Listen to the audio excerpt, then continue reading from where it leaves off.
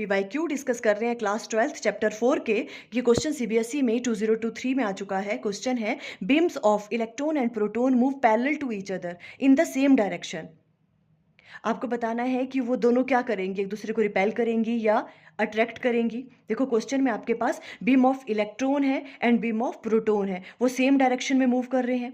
सबसे पहले हमें करंट की वैल्यू फाइंड आउट करनी है। देखो इस वाले केस में बीम ऑफ प्रोटॉन के केस में करंट की डायरेक्शन क्या होगी, पॉजिटिव चार्ज के डायरेक्शन के अलॉन्ग ही, तो करंट इसी डायरेक्शन में मूव करेगा। और बीम ऑफ इलेक्ट्रॉन के केस में इलेक्ट्रॉन इस डायरेक्शन में मूव कर रहे हैं तो करंट इसके अपोजिट होंगे, तो करंट किस डायरेक्शन में मूव करेगा, इस डायरेक्शन में।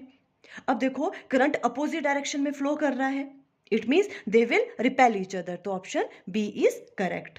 सेकंड क्वेश्चन है time period of a charge particle undergoing a circular motion in a uniform magnetic field is independent of. 4 option आपको गिवन है। इसके लिए देखो आपको फॉर्मूला पता होना चाहिए। Time period of a charge particle जब वो सर्कुलर मोशन लेता है, जब वो किस में एंटर करता है, यूनिफॉर्म मैग्नेटिक फील्ड में, उसका फॉर्मूला होता है T equal to 2πm divided by B into q. तो देखो ये जो टाइम पीरियड है ये मास पे भी डिपेंड कर रहा है, मैग्नेटिक फील्ड पे भी डिपेंड कर रहा है, चार्ज पे भी डिपेंड कर रहा है। किस पे डिपेंड नहीं कर रहा, स्पीड ऑफ द पार्टिकल पे। It means option is a.